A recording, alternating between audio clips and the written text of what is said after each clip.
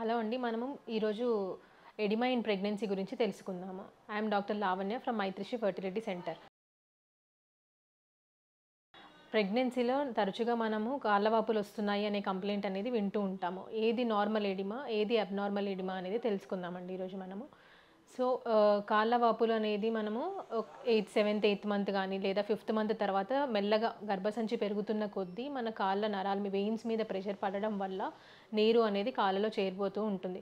అది జనరల్‌గా మనము ప్రెగ్నెన్సీలో చూస్తాము. దాన్ని మనము నార్మల్ అని ఎప్పుడు అంటాము అనంటే అది జస్ట్ పడుకొని మనము నైట్ పడుకొని మార్నింగ్ లేచే వరకు ఆ కాళ్ళ వాపులనేది తగ్గుతున్నాయి అని అనుకోండి. దాన్ని మనము నార్మల్ ఎడిమా లాగా కన్సిడర్ చేస్తాము.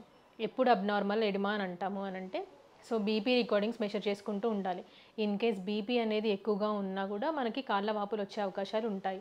అలాగే మనం రాత్రి పడుకొని మార్నింగ్ లేచే వరకు కూడా కాళ్ళ వాపులు అలాగే ఉంటున్నాయి. లేదా ఎడిమా అనేది ఇంక్రీజ్ అవుతుంది అని అనుకోండి, దాన్ని అబ్నార్మల్‌గా అంటాం. ఈ అబ్నార్మల్ ఎడిమా రావడానికి కారణాలు ఏంటో చూద్దాం. ఫస్ట్ బీపీ ప్రీ ఎక్లాంప్షియా పేషెంట్స్ అంటే బీపీ ఎక్కువగా ఉన్న పేషెంట్స్‌లో కూడా మనము ఇది కాళ్ళవాపులు అనేది చూస్తాం. అలాగే కార్డియాక్ ప్రాబ్లమ్స్ అంటే హార్ట్ ప్రాబ్లమ్స్ ఏదైనా ఉన్న వాళ్ళలో కూడా కాళ్ళవాపులు లేదా బాడీ అంతా వాపొచ్చే అవకాశాలు ఉంటాయి. వీళ్ళలో కాళ్ళవాపులు ఒకటే కాకుండా దాంతో పాటుగా దమ్ము, ఆయాసం గానీ, ఛాతీ నొప్పి గానీ ఇలాంటి కంప్లెయింట్స్ కూడా చూస్తాం. అలాగే కిడ్నీలో ప్రాబ్లమ్స్ ఉన్న వాళ్ళకి, కిడ్నీ ఫంక్షనింగ్ సరిగా లేదు అన్న వాళ్ళకి కూడా కాళ్ళలో నీరు చేరే అవకాశం అనేది ఉంటుంది. అలాగే తరచుగా వాళ్ళు బ్యాక్ పెయిన్ చెప్తూ ఉంటారు. ఫ్రీక్వెంట్‌గా యూరిన్ ఇన్ఫెక్షన్స్ అలాంటివి వచ్చే అవకాశాలు కూడా ఉంటాయి. ఇంకొకటి లివర్ ప్రాబ్లమ్ ఉన్నా లేదా ప్రోటీన్స్ అనేది బాడీలో తగ్గిన హైపో ఆల్బుమినోమియా అంటాము. అలాంటి కండిషన్ ఏదైనా ఉన్నా కూడా ప్రోటీన్స్ అన్నీ తగ్గిపోవడం వల్ల బాడీలో నీరు చేరే అవకాశం కూడా ఉంటుంది.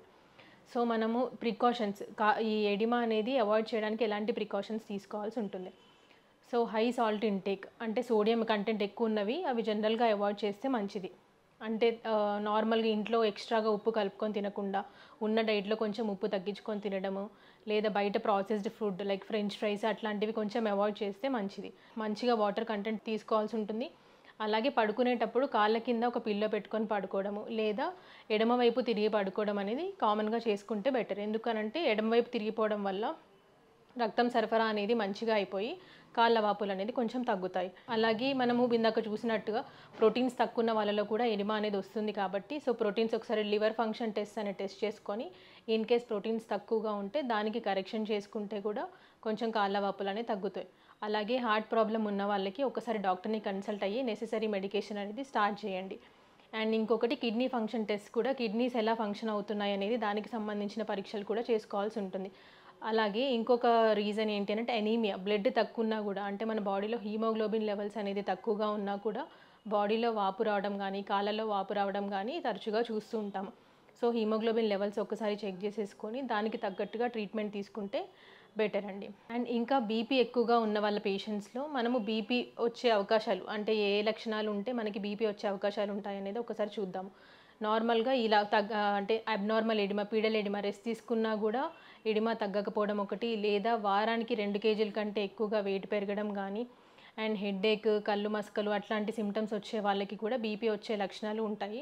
సో, ముందుగానే బీపీ కూడా ప్రెగ్నెన్సీలో ఉన్నప్పుడు చెక్ చేసుకుంటే మంచిది.